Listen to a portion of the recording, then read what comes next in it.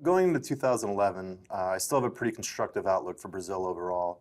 The main indicators I'll be looking at are, number one, most importantly, GDP growth. Consensus estimates right now are for about 4.5% growth next year. I think risks are kind of to the upside. We're seeing a little bit of a better economic environment in the U.S., and that should lead for better growth for emerging markets overall, and Brazil will definitely be a beneficiary of that. Inflation's another one that's a big concern. You know, the central bank has a 4.5% inflation target. It's going to be kind of tough to reach that target. It's probably going to come in above there. And leading into that, interest rates. How is the central bank going to respond in terms of monetary policy? So overall, we have a constructive outlook for Brazil, but there are risks out there.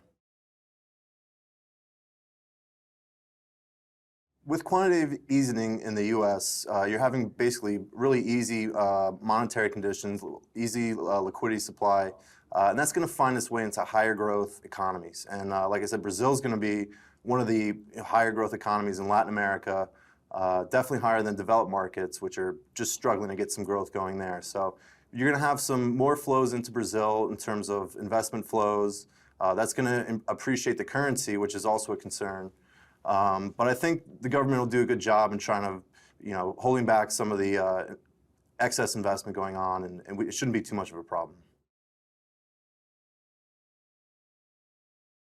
Especially when you look at small caps, they're a little bit insulated than the larger caps in terms of political interference. Newly elected President Dilma, a lot of questions are concerning her involvement in the economy and what she's going to, what kind of forces she's going to impose to economic development and also in the corporate sector. When you get to some of the smaller caps, they're not as important and not as top of mind on the politician's agenda. When you think of large caps like the energy sector, the mining sector, and also the banks, they're a lot more susceptible to regulation and political interference. So you don't have that going for it.